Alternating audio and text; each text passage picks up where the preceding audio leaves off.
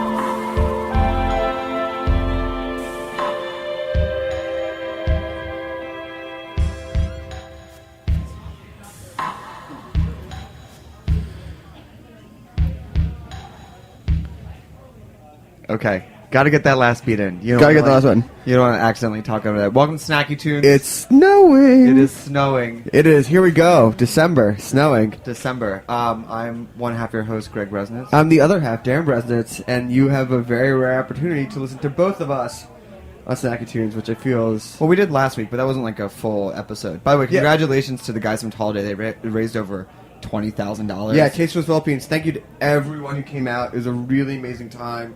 A lot of good cause, a lot of great... Really good food. Really good food. Favorite was B-Ray from Budokan. Oh, my God. Shout out to B-Ray, and shout out to our flyers who are still below 500. Cannot break through. No, we can't. We gotta pack... I feel like now that since we moved to Sunday... we're just like, yeah, pack it in. Like before, it used to be like we were very just like we had 60 We were very minutes. economical. Yeah, Now it's loose. Now it's like who's ever in town, like we got to have them on. I'm excited for the shows when the summer returns, because maybe it gets kind of hot in here. I know, but like by the time our show happens at 4:30, it's already nighttime. Right. Oh yeah, that's true. Shout out to Mom and Dad for making again awesome Thanksgiving. Yeah, and they're listening live. So that was just Cassandra Jenkins, who will be joined by two other people. Two other people live later on in studio. Welcome to the show. Thank you. It's good to be here. And we have Red Boat Fish Sauce, who are in town for dinner, and they're And Rob Newton from Night Gun 9 and Paul Key from Key. It's a packed show. but first and foremost, Yeah. it's been a while since I've actually been on the air, so I gotta get the patter back. We have Annemarie and Ahearn. Did I get that right? Annemarie, Ahearn, yeah. Yes. Saltwater Farm from Maine, who we met in October when our good friend and your best friend Joey Chow got married in probably one of the best weddings that I will Joey Chow. ever be to. Fun fact: if you have your wedding on a Friday, you get to have a second party on Saturday. It was a good plan. It was a good move. Yeah. But we were fortunate enough to meet Annemarie and her family, and lo and behold, found out they have amazing restaurant, amazing farm, and pretty much just kind of dominated the food conversations that we had all weekend. So if you ever were to escape Maine and come down here, please come on the show, and here you are. Here I am. You just got in today, right? I just got in today. Yeah, it's nice to be back in New York. So what is a Maine winter like, and what is Maine life like for like a relatively young? I mean, you're our age, so like, what's it like being a young kid there? Well, I moved from New York to Maine about 7 years ago, and I didn't really know what Maine held for me in the whole old were you? year round. I was 20.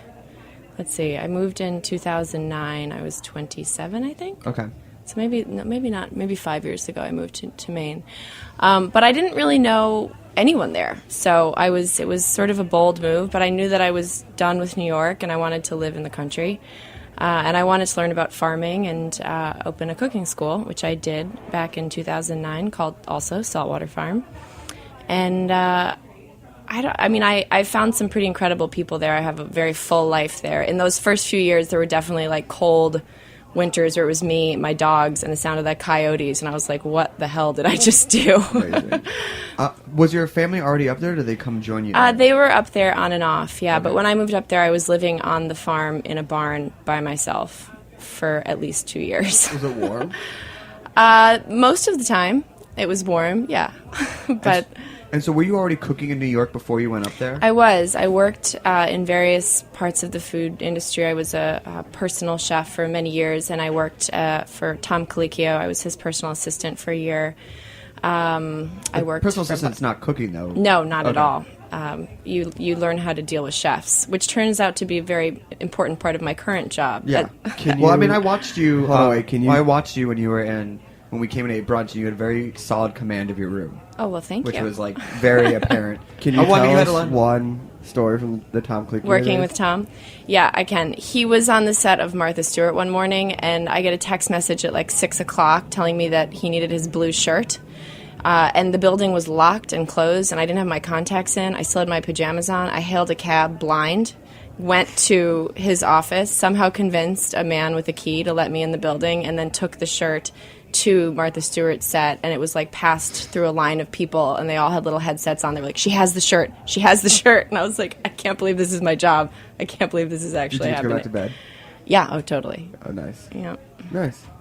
So I mean, so you left, you went up there, and did you immediately find a place to cook up there, or what was the backdrop? Sure. My family purchased a piece of land in 1999, which is by definition a saltwater farm. It's an old sheep farm on the ocean it's in Lincolnville, Maine. And we built a barn and outfitted it with a pretty sweet kitchen. And I teach cooking classes out of that kitchen and learned about farming pretty quickly. Did your family have a farming background? Not at all. We So- were in the restaurant business. Oh, but, okay. yeah. Which restaurant? My grandfather owned a restaurant in the theater district in Manhattan called Diavolo Russo in the 40s, 50s. What type of? I mean, I can guess. Italian. What type, yeah. No, I was gonna.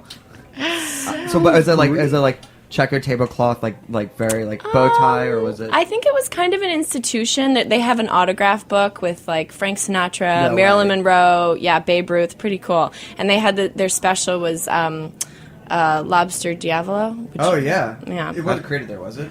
No, I don't think what, so. What is but- that? It's like a spicy lobster Yeah. dish. Fra Diavolo. It's pretty. They split it in half, and it's like served like in a pan. It's a showpiece. It's totally a showpiece. You know what? We should put it on the menu at the restaurant in Yeah. Maine. I can't believe I'm just thinking about that. Oh my You should God. do some Wait, throwback. hold on, wait. Is Maine known for lobsters? It is. I did Big not know that. surprise. Big surprise. Yeah. Actually, Darren and I are. Well, Darren recently thinks he might not be allergic to lobster. Yeah, but there's a new twist where I accidentally had like a bunch of lobster tacos, and then at the end of the night asked what was in those tacos, and it said lobster, and obviously I'm here, so. But it's no joke. It's literally like every other place like offers lobster. The best part about Joey's wedding was when Greg was sitting next to one of Joey's friends who didn't know how to open a lobster, and it exploded and covered Greg in lobster juice. Yeah. Yeah. And once he was okay, I laughed in his face. I had a very long time. So for the cooking school, like what type of what did you start teaching, or what do you? And you still do the classes now, right? Yeah, I still do the classes now. We teach 2 different kinds of classes. One is a workshop class. It's a 3-day class where we focus on fundamental cooking skills and gardening skills. And then the other classes are specialized, and they range from savory pies to cooking over fire to we have one called cobblers, buckles, and grunts, which are New England terms for pie, essentially. What's a grunt pie? A grunt is like a slump, actually, which you also don't know what that means. Yeah. Oh, it's like that other thing you've never heard of. But it's basically just a combination of butter, flour, sugar, and fruit. And the people who attend the classes, is it locals or do people travel for it? The first year that we taught the classes, it was mostly locals because it's all word of mouth. But now it's mostly people like you guys. It's people from New York and California. What do you mean by you people? What do you mean by you people? You people. Oh, It's- you. It's like, seriously, it's exciting because people fly to Maine just to take a 3-day class, which when I opened the school, I had no idea that we would arrive there. So it's, And is it's that great. the main event when people come? We did the main event for the first 3 years, which was with a bunch of chefs from Brooklyn, and we're no longer doing that. I know. They've gone on to do other things. But so have you. But so have I. I opened a restaurant myself, and we have a lot of guest chefs that come and teach, which is always fun. And who are some of the the guest chefs, and how do you pick them? Oh, it's just, life circumstance. 2 of them are these lovely women from Tuscany, Mima and Franca. They are siblings, like the 2 of you. And they are 78 and 75, and they are hilarious. They fly over. They fly over, yeah. Oh, they don't take us. Wait, how did life circumstance lead you to My them? mother went to Tuscany, took a cooking class with them, Oh, okay. and then they came to me. Amazing. Yeah. So let's talk about the restaurant, because Yeah. it's probably one of the most beautiful restaurants I've ever been in. I think so, too. Yeah. No, but you know what, though? It's once you go there, you can totally say that and not sound braggadocious in any way. Like it's Thank stunning. you. The view is amazing. Yeah. Right on the harbor. And So what's the history of the building? Yeah, the building's crazy, right? Union Hall, it was built in 1856. It used to be the post office. It was a lime factory many years ago. A And lime factory. yeah, like a lime kiln. They would heat up Oh, lime. never mind. Not like the green fruit. I was like, they grow limes in Maine? No. I don't know anything. But anyway, so it was then, in the 70s, it was home to the Maine Media Workshops, which is a film and photography school, and then it was totally run down, and they restored it to put in our restaurant. Yeah, but you are glazing over that restoration process. From what you told us, it was quite the effort. Yeah, it was a huge effort. The building, the back wall was no longer attached to the rest of the building. I don't when we understand started how it. that even I don't happens. either, and people were still occupying it.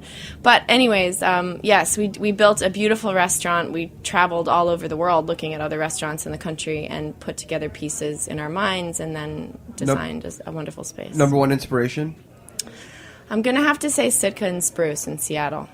Okay. A friend of mine owns that place, and when I went out there, he also owns a farm on Vashon Island off the coast, and a number of other restaurants in Seattle. They're outstanding. The Corson Building, he just opened another one called Bar Seor. His name's Matt Dillon, but he was in large part an inspiration to me. I mean, and is there? I mean, it's a very specific. I mean, you almost want to say like Brooklyn style type of restaurant. Yeah. I mean, how was it received up there, and what was the reaction? Well, it was a pretty bold move to try to create a concept that's so progressive in a place where the population is, I think, 1,800 people live in Rockport. Wow.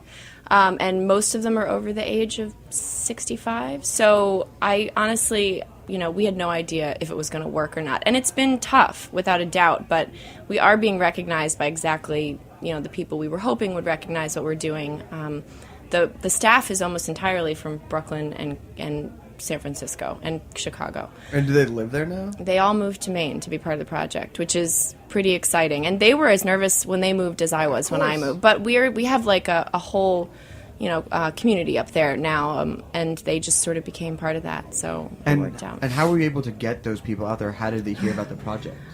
They heard about the project through goodfoodjobs.com, most of them, and I insisted that they come in February for the Toboggan Festival to see what it's like in Maine in the winter before they signed on to the project. Right, because summers in Maine are gorgeous. Gorgeous. They're heaven, literally. So but you give them, winters are long. The worst case scenario. Worst case scenario. And I'm sorry, Toboggan Festival? Oh, it's so fun. You guys should totally come. There's lots of ice fishing. Okay. And everyone shoots down this toboggan chute in February onto a frozen lake where there's lots of food and drinking. It's just so much fun. Let's go. And people from all over the country come. It's very Is it beginning, fun. middle, end February? It's the second weekend of February. I'm serious. You We guys can should go. totally go. It's so fun. I guess the other question is just to kind of get people thinking, you get to the border of Maine, and then you're 2.5 hours past that. So how did, beyond word of mouth, how did people start hearing about the restaurant? How did the press start to generate about the spot? Yeah. Well, when we did the main event, which was 5 days after we opened the cooking school, the New York Times picked it up because of the names that were attached to it. Good old times. Yeah. And then, the Wall Street Journal took notice, and Boston Globe and Food and Wine and all these publications noticed what we're doing. I think, honestly, there's not that many examples or models for what we're doing, which is essentially a recreational cooking school. They're very common in Europe, but in the United States, there's only maybe a dozen of them that are like the one that we have. And can you define recreational cooking school? Yeah, it's a place you go and cook and eat with strangers and have fun. And you stay there. What? You stay there? You don't stay with us, but there's so many places to stay in the area. A couple of B's and B's up in Maine. There's a ton of So B&Bs. many. Yeah. B&B is B&B. It's like lobster shop, B&B, lobster shop, Yeah. B&B, Craft. Yeah, it's pretty cute. So what comes next? Well, we're trying to get the restaurant on solid footing. We're 8 months in. We have to get through a winter still, but it's feeling really good and being quite well received by both locals and people who come to visit. I want to write a cookbook. I've been thinking about it for many years. I just haven't had a moment to sit down and do it. And I want to build the cooking school program because I think that we could teach more classes and get more people involved in the workshop program in particular. So I love teaching, and they love learning. So. Amazing. Well, we give people the nuts and bolts where they can find Sure. the restaurant and how they can sign up for classes. Sure. So Saltwater Farm's website is www.saltwaterfarm.com. The cooking school is in Lincolnville. We run classes from June through October. And the restaurant is open for breakfast, lunch, and dinner 9 months out of the year. And then we just do breakfast and lunch in January, February, and March. And that is in Rockport Harbor, overlooking one of the most beautiful harbors in Maine. Amazing. Well, Annemarie, thanks for joining us. Yeah, thank you.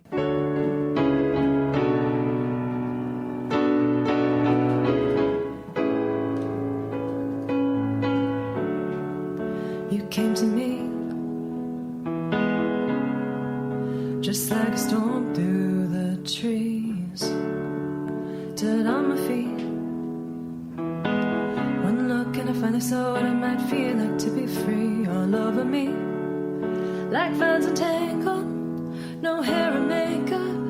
I never had to fix anything at all, but you were an oasis, a vision I can't do without. Now I have you.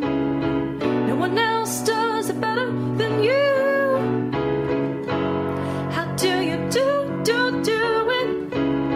Even if I live forever, no, I'll never find nobody else, yeah.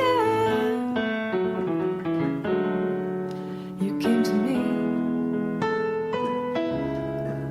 and changed the air around me, rain through my leaves. One look and I finally saw what it might feel like to be clean all over me. You want someone to save you, but baby you're a haven. I can lose myself in any time, and when I awaken, it's even better back here on the ground. Now I have you. No one else does it better than you. How do you do it? Even if I live forever, no, I'll never find nobody else,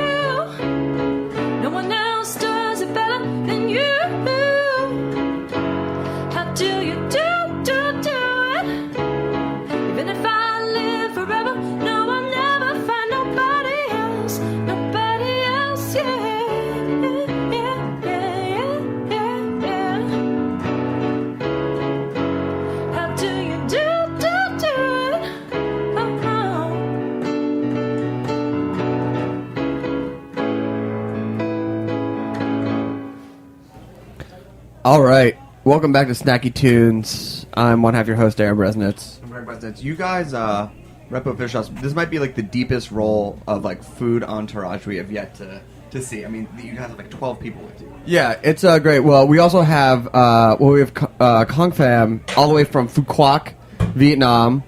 Kong, you are by far the farthest traveled guest we've had on the show. Welcome to Snacky Tunes. Thank you. We also have Rob Newton. What up? Hello. Welcome. I didn't travel from Vietnam. No, but welcome back. Welcome back to Snacky Tunes. And Paul Key, first-time guest, long-time listener. Probably not long-time listener, but long-time buddy going back to Austin. And shout out for the mention in the Times. Sunday Style section. And shout out to Red Boat Fish Sauce, mentioned in the Wall Street Journal. Rob, you're just killing it. Sure. Yeah. I'm not making the fish sauce, though. So, for those who don't know what Red Boat Fish Sauce is, why don't you tell us what it is, how it got started, and what makes it so amazing? Oh, wow. So basically, Red Boat Fish Sauce started 3 years ago. And it's the fish sauce produced from the island of Phu Quoc. It's been known to produce the finest fish sauce in the world, but not a lot of people try it. It's just because there's not enough, right? So when I moved to the States 34 years ago, I grew up with good fish sauce, and this is the thing that I miss. And I didn't realize the fish sauce here is not the same as the stuff that I grew up with. So that's how we started it. Determined to bring the stuff here, so I think people would appreciate it more because Phu Quoc fish sauce, they just earned the PDO, which is the Designation of Protection of Origin from the European countries. One of the few products that's been recognized with that name. So I'm glad that we able to bring it out here for a lot of people to enjoy it. So, when people think of fish sauce, what are they normally thinking of, excluding yours? Fish sauce from the States, they've had the bad reputation. It's just because it's not the same. It's like what we had back home. For whatever reason, maybe the price, maybe shelf life, for whatever reason, it's not the same. If you look at the label, it's clearly stated that it's blended. It's not in the pure factor like what we produce. So that's the thing. And a lot of people are scared to it. It's not the same like what Red Boat is. Red Boat is the way we produce, the old-fashioned way, very traditional, authentic Phu Quoc fish sauce that's been established over 200 years ago. And what are the ingredients in your fish sauce? Anchovies and sea salt. That's it. That's it. When Jamie and I were out this past February, we actually high-fived with Paul and Dina in the airport. Yeah. You took us to the factory, and it's amazing. Like, just the smell and the flavor, it's unlike anything I've ever had before. It's just like pure flavor. And what type of salt and what type of anchovies do you use? Or is that a secret? Okay, the anchovies, I'm glad you asked that question. There's about 12 different types of anchovies. Mm-hmm. The anchovies lives in the Phu Quoc waters. They call black anchovies. Produce the best fish sauce for some reason. Okay, that's why it's been recognized. Phu Quoc fish sauce and other fish sauce in the country, even though from anchovies and salt, it won't come out the same. It's just the type of anchovies in there. That's one thing. The other thing would be the process.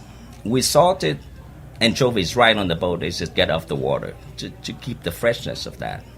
And the third thing would be the weather. The weather of Phu Quoc and the way the things fermented in the wood barrel is different than all the other places around Vietnam. It's produced that kind of sauce that Robert had a chance to enjoy, that you had a chance to enjoy from Sammy's the other one. So those three things. Without those three things, the anchovies, the process, and the weather, Phu Quoc fish sauce is not Phu Quoc fish sauce. Without that means that you cannot replicate it by taking the raw material and the same process and do it somewhere else. It's going to come out the same. So those three factors actually make it so special. Now, as chefs, you guys use fish sauce quite a bit in your cooking? Yeah, pretty much using I use a lot of fish sauce. Can you speak to where you use fish sauce in some, non-traditional applications and what it was like when you started using Redboat?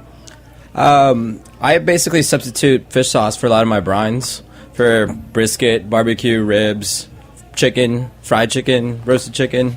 For me, it's a salt substitute, and I use it like salt. Awesome. I use it more at Nightingale 9 than Seersucker. Yeah. Maybe obvious or not so obvious reasons. Well, what are those places? Nightingale 9 is a Vietnamese restaurant Okay. in Brooklyn, and Seersucker was my first restaurant. It's very southern because I'm not from Vietnam. I'm from a different South, Arkansas. But I mean, this weekend I was just screwing around with different ideas, and I made a compound butter for a pork special, and I put some fish sauce in there, and it has that kind of umami sort of thing that can bring a nice funk. And people can't really identify what it is, but it's that and some lemon zest together. It's like, shit, that tastes nice. Well, I can't quite figure out why it's so nice, but it is. I mean, funk is a great word for it. It's really something special. I mean, especially when it comes right out of the stills. It's really crazy. I think still is an interesting word because some of the stuff I tasted when we were there together wandering around the factory, I tasted some really young stuff in it. To me, I don't know if you got a tasting of this, but it tasted kind of like whiskey to me. And it had a boozy kind of vibe. It has those qualities for sure. And I was really I still remember that very clearly. And it's when you say still, that's yeah. Well, explain. I mean, it's when you walk in. Explain what the plant looks like and what the actual process is. Okay, the process actually started in the sea, way back there. Meaning, as soon as the fish get caught, it's still flopping around on the boat.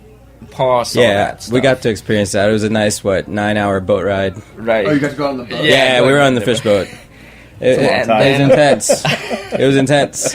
But there was no technology involved. It's like catching the fish, putting it on the boat, putting the salt on it. So then they just rake it up. Yeah. And then I have a picture of Edward Lee is doing. Well, you had to get rid of the shrimp and all the other non-anchovies. Right. You start pulling them off. It out. You sort it. So awesome. That is the Phu Quoc special. Only Phu Quoc does that. The process, right? Because the fishing boat go out there to catch fish to make fish sauce. So they go after the anchovies. Basically, other places where they do is a bycatch, right? Whatever the low quality fish, they cannot make fish. Sell it. Then they make fish sauce. So that's why it's different. So you're starting with your base ingredient. I mean, you have two ingredients, and so the base of the fish is top notch. Right. So you're already above that with all the other types of brands. Right. I think a lot of the brands that's out there, they don't put in the craftsmanship so that because they relied on other stuff to finishing their products, right? That's been additive. They put in sugar, sweetener, whatever. To enhance the taste. We cannot rely on that stuff. So everything have to do correctly from the beginning. From the catching the fish, fermenting it, let it sit in there enough time so that it's come out right. And then we test it throughout and making sure that it meets the quality that it's required so that, we don't have to use all that stuff along with that to make a final product. I think one of the other products that you're now selling, but the actual salt. The salt. So the salt and the fish sit together in these stills for about a year. Right. And then you drain it off, and then you have this salt that's crystallized on the side, and that salt. I mean, talk about pure umami. That is just absolutely, man. It's amazing. I remember you had sent me a package. Right. And I was on the street with Thomas and Ignacio from Estella. And I was like, I just got this crazy stuff from Phu Quoc, and I felt like a drug dealer. I was opening up this giant Ziploc bag. I got mine in a Ziploc bag too. Yeah, just passing it around. Yeah. Random box with a Ziploc bag. USPS. Yeah. But talk to me. I mean, do you guys want to talk to me about where you use that salt? I mean, that salt. There's literally nothing else I've had that tastes. No, it's my MSG. I don't use MSG, which is probably making little ladies in Vietnam very upset, but I don't use it. But this is something that gives me that kind of it's almost like I took my palate and put it into a light socket when you put this salt on your tongue. It's very explosive, and it's round and it's wild and it has really a lot of fun. Yeah, it has a lot of layers of flavor, and you can just season almost anything. It could be turnips, a tomato, whatever, and eat it, and it's all good. It really. I mean, Yeah. when did you realize that the salt was a byproduct that people would actually want? Actually, this is a little secret, but in order for us not to use sweetener, because fish sauce by itself, we don't do it right. It's going to be saltier, right?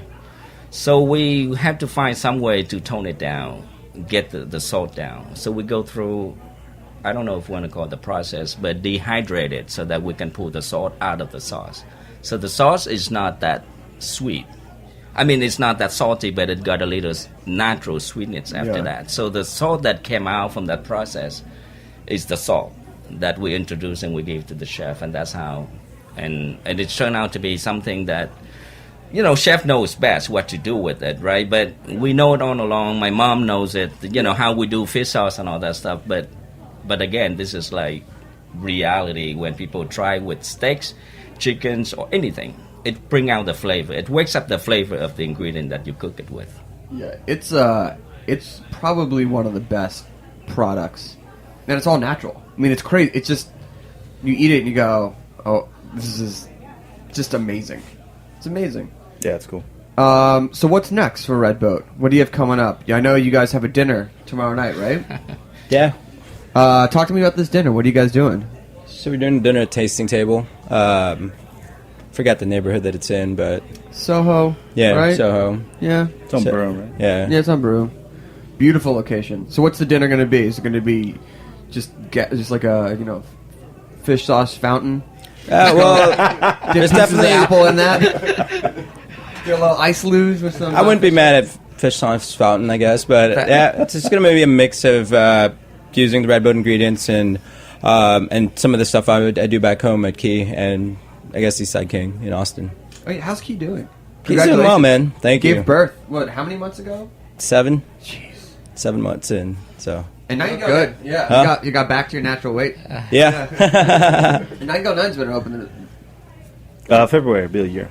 Be a year. Yeah, so so whatever that same is, time. So you 9 guys want to months, give birth at the same time. Yeah. Proud parents. Yep. Proud parents. It's amazing we can sit here and leave the children alone. I know. But the dinner sounds great. I think it's sold out though, right? Yeah. Bummer. That's how it No, goes. We're gonna do more of that. We'll do more. Yeah. It's like everything in New York. It's like, oh my god, I just heard about this. It's sold out. Well, Hong, I want to thank you for coming all the way from Phu Quoc. It's been a long time coming. I think in February we're like, you got to come on the radio show, Oh, okay. and here you are. Did they ever? I think my favorite part was when we were on the boat and you showed us that bridge that they misbuilt. That Right. When the water gets too high, your boat can't get. That's under. right. That's what I just told Robert, that, yeah, we cannot bring it all the way to bad because, yeah, they screwed up, or deliberately or not, but it just misses by a couple of inches, so we can terrible. some of the boat. We just keep the things quiet, otherwise it's going to be very Yeah. crowded. It's a special. That island's a special place. Those sunsets. Yeah. Oh man. Get a massage on the beach, watch the sunset. Yeah. Get Yeah. your hair twined off. Yeah. It's a beautiful thing. Well, if people wanted to get Red Boat, both the sauce and the salt, where could they go? Locally, there's a few stores that carry us. Collusion is one of them. Hands down, one of the best Kitchens. spice shops. Yeah. Yeah. By the I way. agree with that. Brooklyn Kitchens, and I think we're gonna see more store. Whole Foods, it's everywhere except the Northeast. I haven't looked at. Whole Foods carries it as well, I feel. Yeah. I feel. Yeah. And you can't smuggle it out. I think we had to when you gave us our stuff to take from the island. Yeah. I had to like wrap it up and like hide it like in my dirty laundry because if it breaks on the plane, No, Oh, they that's kept the mine. worst. They kept mine. oh, they kept Yeah, yours. yeah, he had to get his. Yeah, that's. I had all these sexy bottles with like anchovies floating in it and shit. That's and they're too like, bad. no, you're not taking it on the plane. Give me it. It's funny. And for people who want to visit your restaurants, where can they go? Austin, Texas. Booyah! Brooklyn, Carroll Gardens, Nightingale 9. All right, so shout out to Austin, Brooklyn, and Phu Quoc. Thank you guys so much. Pretty excited for dinner. It's gonna be a good time. All right.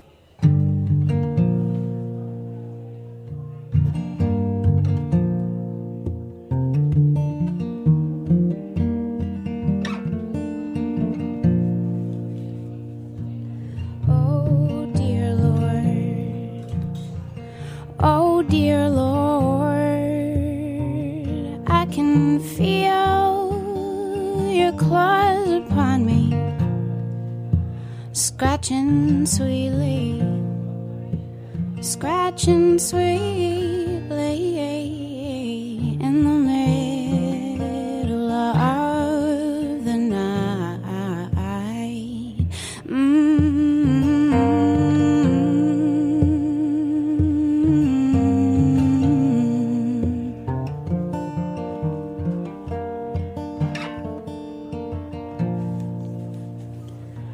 My father is so tired, he can feel your weight upon him, crushing gently, sweetly nightly from his house upon the sea. Make it alright, make it alright, make it alright, make it alright, make it alright, make it alright, make it alright, make it alright.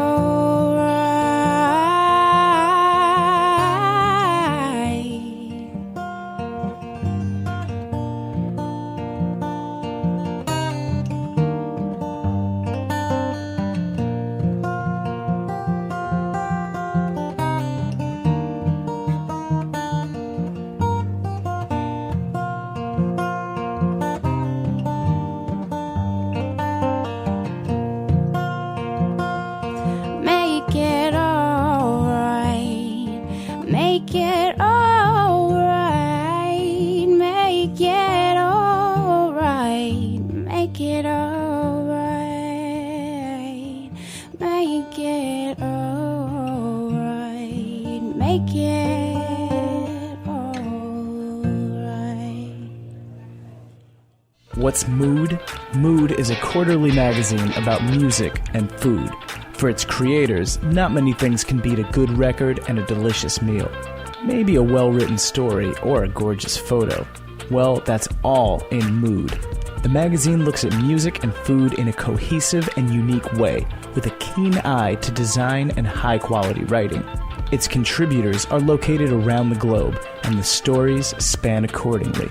Check it out today at moodmusicfood.com. That's moodmusicfood.com. What? What do you need? Nothing. Welcome back. Welcome back to Today's Snacky. program was brought to you by Mood. Oh, Nope. man, we have Packed show today. Packed show today. Man, I love that fish sauce. Oh. We should see if they have samples for you because it's the best. Do you like fish sauce? Are you Love- vegetarian? Love fish sauce. You've never had it before, have you? No, but I kind of dipped my pizza in this plate that you guys had by accident. Yeah. That's not fish sauce, though. All right. That's just a cream dressing sauce. So we have Delicious. Sam Austin and Cassandra all joining us. Welcome. Thank you. Thanks for joining us on this Sunday. So happy to be here. And big shout out to Andrew Oposo for making this all happen. Andrew has made so many things happen for me. He's in a my real life. mensch. He, Real mensch. Andrew of Jessica Six, Midnight Hercules Love Magic, Affair. Hercules Love Affair, and also why we saw him last night, and the first thing he said to us was, he's like, "You know what I'm super excited about?" I'm like, "What?" He's like, "Cassandra's gonna be on the show tomorrow." We're like, "Wow, that's the first." He's just thinking about you. Such a sweet guy. Um, And bass player extraordinaire. He's one of the best. And best bass face. Oh, yeah. Top 5 bass face. Just especially when they were doing the fully mixed Hercules Love Affair sets, and he was doing the transitions, and he was conducting with his face. Oh my god. Man, that was before my time. Was it? Yep. But you've been in New York though. I've been in New York. Andrew and I became very fast friends because of the New York connections. Like when we found out that we were drinking at the same bars when we were 16. it was Which kinda ones? Well, the Abbey Pub is Yeah. Oh yeah. a great place to go before you're 21. Blue That and place. Gold is good too. Yep. Yeah. Cherry Bar Yeah. on 6th. Yeah. I was an uptown lady. Oh yeah. Oh. And your family's still up there, right? They are, yeah, Yeah. they're still up there. And they're still playing music. yeah, we had a house concert last night. Yeah. Tell me about the house concerts. We've been doing them for 12 years now, and Have you missed any? I've missed a few. Just a few, though. Just a few. I try to be there whenever I can. Are they an annual thing during the wintertime? They're actually monthly, believe it or not. And we're having 2 this month. Are you only missed a few and they're monthly? They're monthly, yeah. So what are they? Well, last night we had a harpist, a solo harpist. It was beautiful. And who's we? We is my family. I am a member of a family of 5, the Jenkins family. And my mom actually has a blog called the Jenkins House Concerts blog. And she posted Snacky tunes today. Oh, yeah. Thanks, Mom. Very excited. It went out to the blog community. Big on the Uptown. Thanks, Dear Mom. mommy bloggers. Thank you so much. Yeah. But basically, it's a format of, we invite 65 people or so to our house. That's a comfortable number. Sometimes it gets bigger than that. And gets Where hot. do you live? I live on the Upper West Side. Believe it or not, you wouldn't think that this apartment would fit 65 people, but we make it happen every month. And we invite guest artists, usually a band, to come play 2 sets of music. There's always an intermission in between when people get wine and food. And usually my family will open in some way, shape, or form. And so last night my sister and I sang a Carter family song, and my brother played a new song that he wrote. Yep. Naturally. And next, in a couple of weeks, we have Tony Trishka, the great banjo player, coming to play. It's a holiday-themed show. Can I ask you a question? Of course. Partridge Family or Brady Bunch? We've gotten actually more, what's it called? The Wes Anderson film. Royal Tenenbaums? We got that more than we did Partridge Family. That seems like a modern thing. And what We are does in your New York, to does be your fair. entire family play? We all play. My dad is a piano player. Growing up, he made a living playing in all the hotels around New York. So the St. Regis, the Plaza, Carlisle? the Carlisle. He just played a gig at the Carlisle. he He was did. very excited about it. He's He one likes of those it there. like hotel piano players of like He's- yesteryear. He's kind of a dying breed. Oh my god. What's his tip cup look like? It depends on who's coming in that night. Yeah. I actually don't know. I haven't seen it in a while. I imagine goblet, but I don't think that fits Yeah. everywhere. Like or vase. Yeah. I think it depends on the place. I think one of my fantasies as a child was being that type of piano player, but then I, gave up. It's obviously. crazy. He knows so many songs. Does he have a bow tie that he's never actually tied, just that's draped around his neck? He used to wear a tuxedo to work. Oh my god! And that became kind of uncool at a certain Can you point. let me know when he's playing next, and I can just go and like sit Actually, there? we should Yeah, just let's actually go. have him come in. I would love Can that. he? Is there like Do you a guys port- have a grand piano? We don't, but would he be willing to like figure something out? Absolutely. He's Okay. got a travel kit. Can he just, like if he could Austin. if he could just riff in the background for an hour? Oh, that would be the best. Yeah. He riffs, right? He riffs. Does My he have dad a- riffs. Come Just on. one more story about your dad. Just one more question. I mean, I have actually a lot of questions. I hope he's listening right now. Does he have any of those like I was with Belinda Carlisle, like Really? Wrong the one. Rainbow Room and No, Five it's in the Morning? like the rap pack. Oh, yeah, like in the- Bobby and Frank. Oh, Bernadette- I I'm have sorry. stories. I don't know. I don't know how Bernadette much time Peters. we have. We have but- time. We have Well, time for Patti this. LuPone. When I was a kid, I remember going to Little Italy, and my mom just knowing everybody down there, just be like, "Hey, Patsy," and later on, I found out that they used to play at SPQR, which is now closed. May it rest in peace. Pour out a glass of vino for it. They were the house band, and they would play. Occasionally, they would play. I'm air quoting private parties, but it was really like a mafia hangout. Wow. And they were there. Gentlemen's Club, Speakeasy. Yeah, they were. They would play so that it had the vibe of a party. And what was touring with your family like growing up? Touring was really fun. We actually spent a lot of time in Maine, so I was excited to hear Ooh. some Maine stories today. Did you eat lobster up there? We ate tons of lobster. I wonder if they ever went to your grandparents' restaurant. Maybe. That would be Yeah. That would be some. That would blow my serious- mind. Yeah. I would have to lay down if you and your parents went to. Well, we'll have to go there at some point on our way up this summer. We go to Swans Island every summer, and there's a tiny festival about halfway up the coast, and we would travel in a 1956 GMC bus to get there with lots of instruments in tow. And at that point, it felt more like Beverly Hillbillies than it did okay. Royal Tenenbaums. Okay. Well, that movie hadn't come out yet, so it's an unfair comparison. But yeah, that we spent a lot of time traveling that way, and it's currently in upstate New York. The motor needs some work, but Dad's working on it. It's working. Well, why don't we? Yeah. Why don't we get a song? Oh Okay. my god. Yeah. Okay. Yeah. Well, we were thinking about playing one that we just wrote actually this month after listening to Snacky Tunes shortly after Lou Reed passed away on Daylight Savings Day.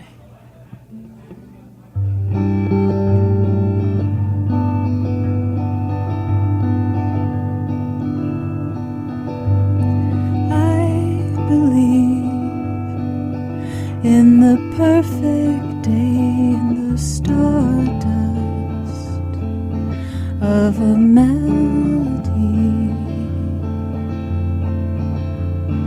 This day is a perfect day, leaves fall in time with the song.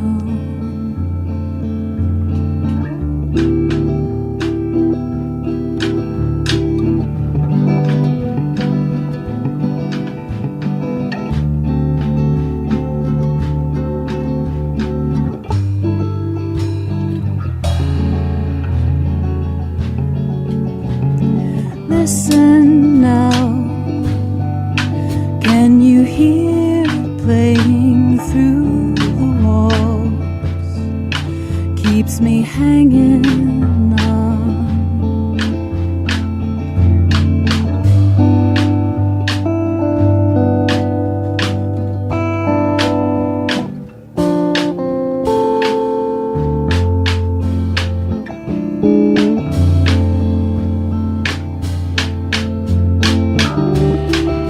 Set the clock back, save the daylight. One more hour before it fades into the night. When we drift off to sleep, we'll dream of holding on to memories. Where are you? Where are you now? Where are you? We're all swaying to your song.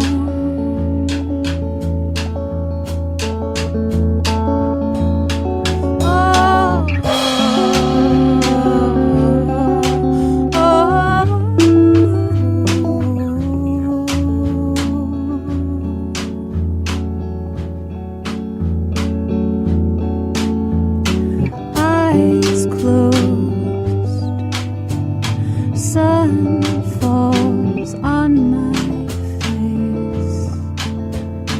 I dissolve. This day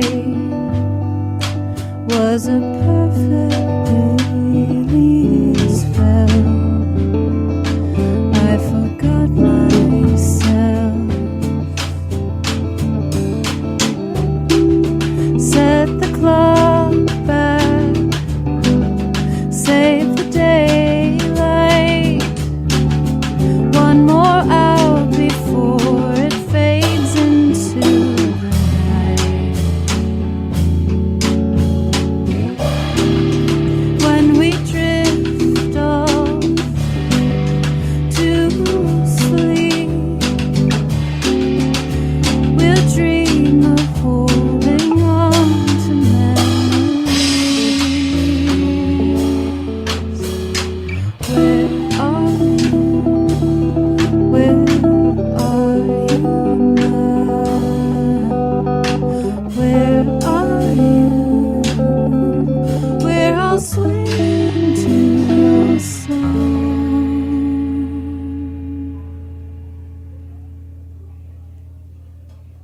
Awesome. Thank you. That is really the best drum setup that we have seen here. Someone who really understood the room that we were playing in. This is Austin Vaughn on the drums, by the way. What up, Austin? Say what's up. Hello. let's and Cassandra's mom. And Cassandra's mom's blog follower. Yeah, and my dad. And your dad. Let's how did the three of you meet? Yeah. Well, actually, let's get Austin in on this. How about this? This goes deep. Let's let Austin speak for a second. Sam and I met probably before we were in high school, right? Because we were both from North Carolina. Yeah, 15. And Sam, well, too bad you didn't bring your clarinet, but when I met Sam, he was playing saxophone. Oh, you promised clarinet, no clarinet. Yeah. I forgot it. No, man. All right. It's a spacey Sunday. We But- still have Sundays. It's tough on Sundays. But yeah, so we met each other when we were like young teenagers and then realized that we were both going to end up going to this school in North Carolina called North Carolina School of the Arts. And we were in high school there, like with college kids, and we had the time of our lives. And then And we were roommates. that's true. We were each other's first roommates, and now we live together now. Yeah. But so then when Sam moved to New York way before I did, and he was like, you definitely should move here. I was like, I don't want to do that. And then I did. And then I met Cassandra through a guy named Jonathan Rosen, who is brothers with a guy named Michael Rosen, who's in a band called Ice Water. And I introduced Sam to Cassandra, or vice versa. That's true. Yeah. At the Manhattan Inn. It was at the Manhattan Inn. Who also has a piano player from time to Yeah. time. They do, like very much like my dad. Yeah, has your dad actually. ever been there? No, I really want to get him a gig there, Yeah. but yeah. It would make the story. It would like add another layer to the story you just told. Let's add that layer. Yeah, let's add that layer. Dad, if you're listening, let's There's- add the layer. Yeah, there's some really good music happening at the Manhattan Inn these Yeah. days. And shout out to Brooke, who is one of the founders, like an old friend of ours who started Yeah. Glassland Gallery. Cool. She's Oh, cool. amazing. Yeah. And she just had a kid. Or- She did have a kid. That baby was cute up on the Instagram. yeah. Up. What? I was giving Austin a little thumbs up. Oh, yeah. Yeah. That was a good. I used to have a radio show. I had multiple radio shows in college. Oh yeah. So I do not have. He's a radio man. The mic scaring. So now, when the three of you met, how did it kind of transform to what we're looking at here? That's a good question. Yeah, when did three become can I- one? Can I collaboration? Yeah. Austin introduced us at the Manhattan Inn. It was a Greg Saunier solo drums night, and we were all there hanging out, appreciating the music. And What is solo drums? solo. Austin, you want to show us what solo drums is? It's when you play alone. When you play alone. Oh, so like literally. It's really exciting. Yeah. The drummer in my band, his name is Max Almario, and he works at the Manhattan Inn. He's a bartender, and he curates, because he's a drummer, he curates this night. I think it's usually on Sundays, and it's all like solo drummers, and they come in and it's, yeah. Wait, is it's it fun. solo drummers together? No, by Okay. themselves. A series. Oh, okay. It's a series. Yeah. But shortly thereafter, I went to go see Celestial Shore, Sam's band, at Glasslands, and we were all hanging out outside. And Austin looked at the two of us and he said, "You guys, you should collaborate. I think that'd be good." And Sam's response was, "Oh, there will be collaboration," with full confidence. And here we are today. Wow. That is a bold. That's a bold. It was Sunday bold. I declaration. loved That was that. It's a bold good move. line. That was Yeah. before we Yeah. were dating. Yep. Yeah. Oh no. Oh, you guys are dating? Yeah. Let's add that layer. Yeah. Oh. You need lines like that. So there's a lot of collaboration going There's a on. lot. Yeah, Sam and I have been dating ever since, actually, and Was it that line? Yep. that line kind of did it for me. Yep. Really? Yeah. It was like firework. And not to mention that I was also going to see Sam play guitar, and that did it for me We- too. we- Hey, note to listeners: dudes in bands get girls. You heard it here first on Snacky Tunes. Either pick up Go a get guitar. that guitar right Yeah, now. pick up a chef's knife. Yep. Get some girls. He's a good cook too. Oh, do you? What do you guys cook together? Well, Austin and Sam have a really great dish that they made for me early on. Okay, well, No, that's overused. Let's talk about No, another no, no, dish. no, whoa, whoa. What's this dish? Yeah. Well, actually, see, I hesitate because we used it. My band did an interview with Brooklyn Magazine, and they do this thing where you're given a budget of $20, and you have to cook, and they take pictures and interview you while you're doing it. Well, look, here's the deal. No Have one's you heard listening of to this? this show, so you can talk No, about no. that dish. Well, Everyone's anyway, listening if to you the are show. listening, it's a cool thing What's in the the dish? Brooklyn Magazine. It's nachos, but it's kale quinoa nachos And chicken. How and do you chicken. feel Well, about you that? can optional chicken thing. for the veg. Yeah, so you just like have a layer of, you make your own corn tortilla nachos, and then you put quinoa with red quinoa with black beans, garlic, and then you kind of throw that on top of the nachos, and then put kale, and then put it in the oven, and the kale gets crispy, and the nachos are crispy, and it's like this kale sandwich thing. And then you put sriracha on it. Of course. Yeah. Of course. Get sriracha while you can. It's good. You guys all know about that, right? Yeah. Oh, yeah. Crazy. It's crazy. Is it closed down or is it just closed down temporarily? I think it's temporary. I think it's temporary. They're still selling it super There's hard at the fair. there's too much money to be made in sriracha for it to close down fully. I got so much money in sriracha stock right now that I'm nervous. But why don't we hear another song? Okay. Okay. What are you guys gonna play? What do you want to do? Well, I was going to say, if we were going to talk about one of my favorite recipes, we call it rabbit food, and it's some kind of like muesli creation. It's the best. It's really delicious and healthy. But we're going to play a song called Rabbit Oh. that we wrote this summer. It was my first collaboration with Sam. And Austin plays drum on our recording of it. Okay. Ready? Are you there, Austin? Okay, ready? It's also an adaptation of a Wallace Stevens poem.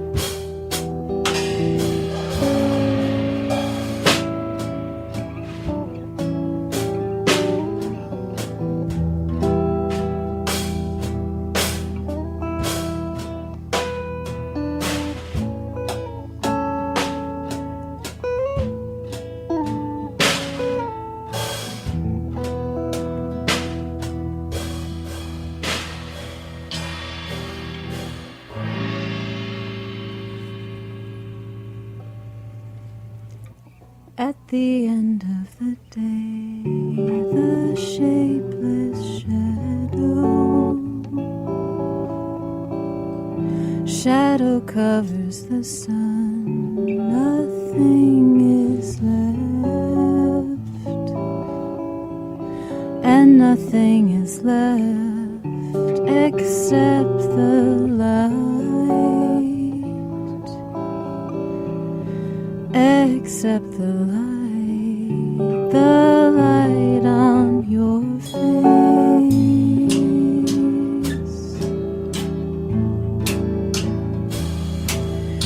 East rushes west, and west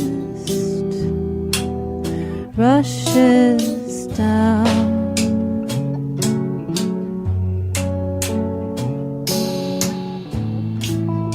Feel that the light of the whole of the wideness of night is for you.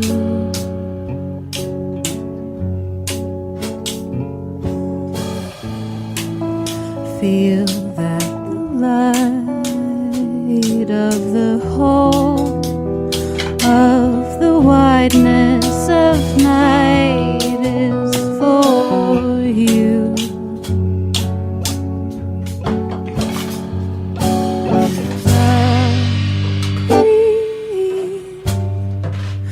For the king of the ghosts, the king.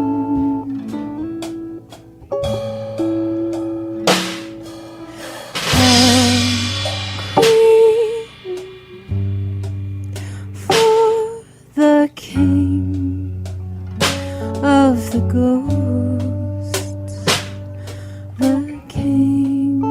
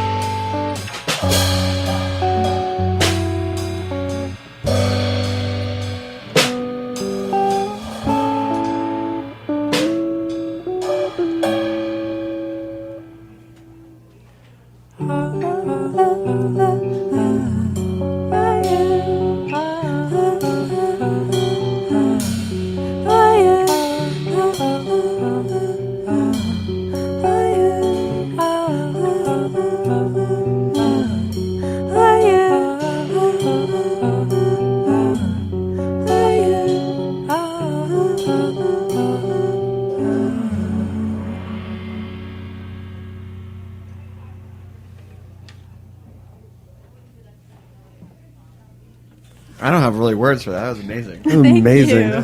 Thank you so much. You have so many different types of drumsticks and accoutrement. Like, it's amazing. You have to see him play solo. I was going to say, and you hold your drumstick in a way that makes me think that I would love to see you really go to town on a drum set. You should come see me play sometime. I will absolutely come see you play. You wanna hear me pimp all the times I'm playing this week? Yeah. What's today? Well, can we talk about Tuesday night's show? That's what I was gonna say. Yeah, talk well, about because it. Sam is on that one too. Yeah. So, well, maybe Sam. I don't really know yeah. what's up with that, but I'm super excited to be doing it. So go ahead, Sam.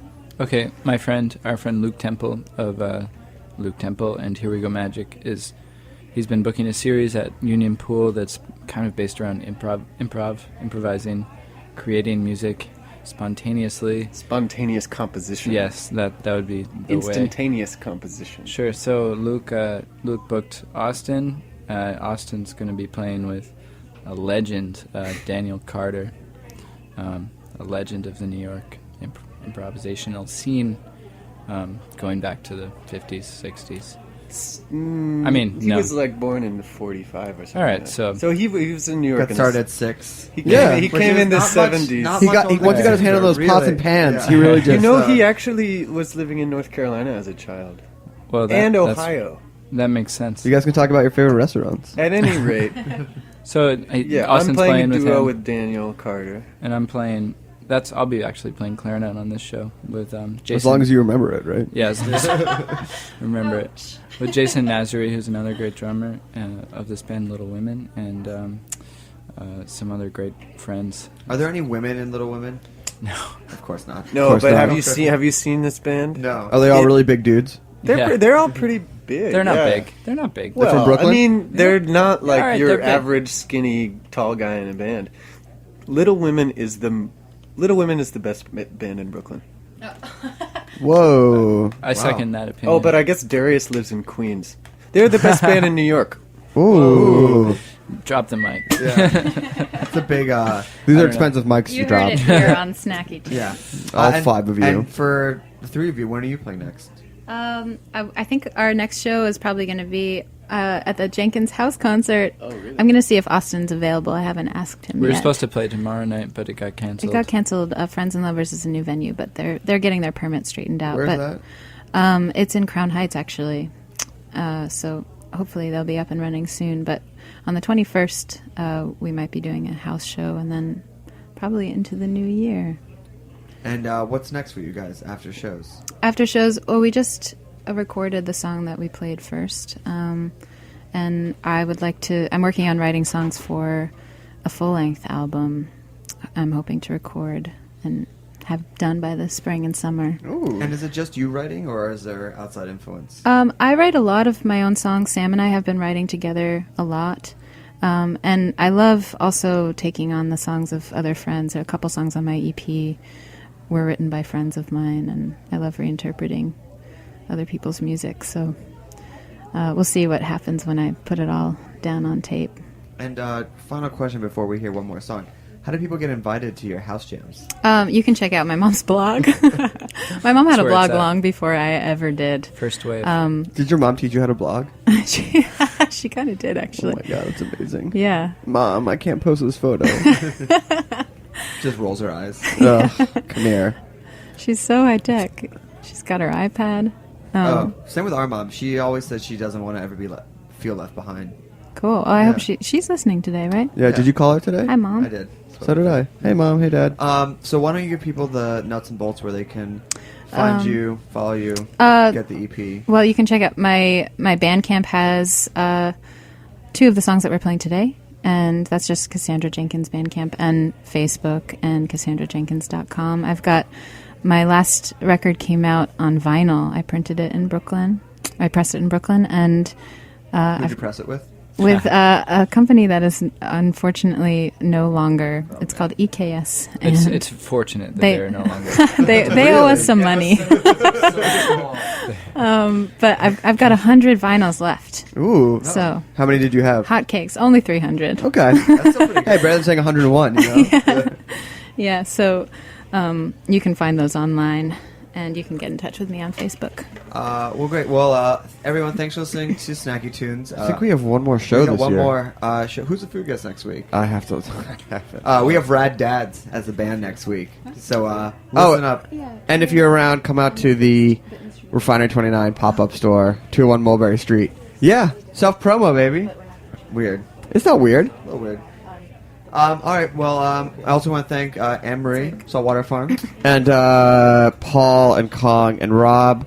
And shout out to Glassery, who makes the best rabbit dish in all of New York. Ooh. Yeah. Honestly, it's... Well, I mean, we were doubters. We were doubters. We were And doubters. I told Sarah last night, I said, listen, this is like the fourth time I've been here. I've never ordered the rabbit dish.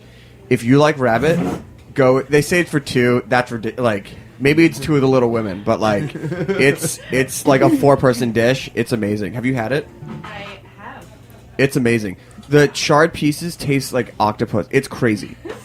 It's amazing. So hop on over there. All right, and we'll be back with one more episode. And thanks for listening. And what's the last song you're gonna take us out with? Well, I like how much we're talking about animals on this show today. We had lobster talk, we had fish talk, we had rabbit talk. And this is a song called The Bird. Okay, live on Snacky Tunes.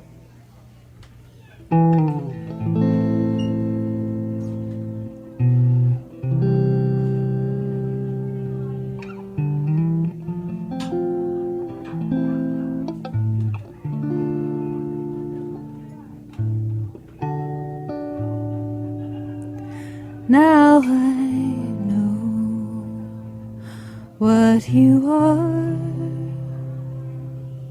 and it does me no good,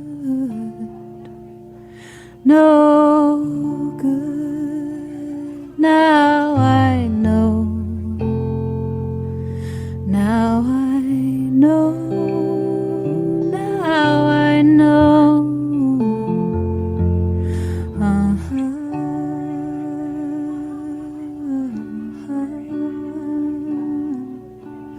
And it does me no good at all.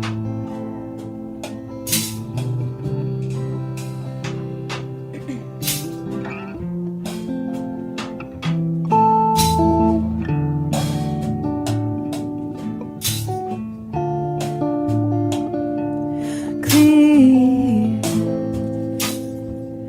is the color, the color of hell, of hell. Clear, clear, clear.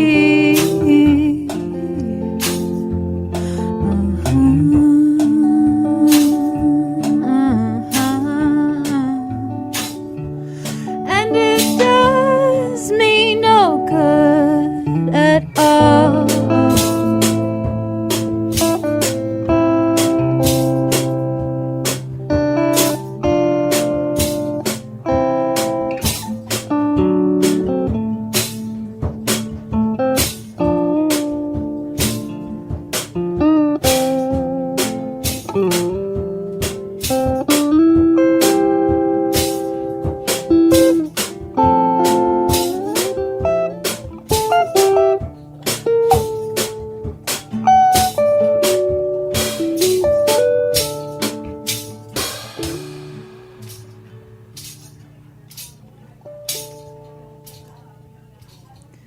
The bird turns its head and looks at me with one eye as you enter. The bird looks at me.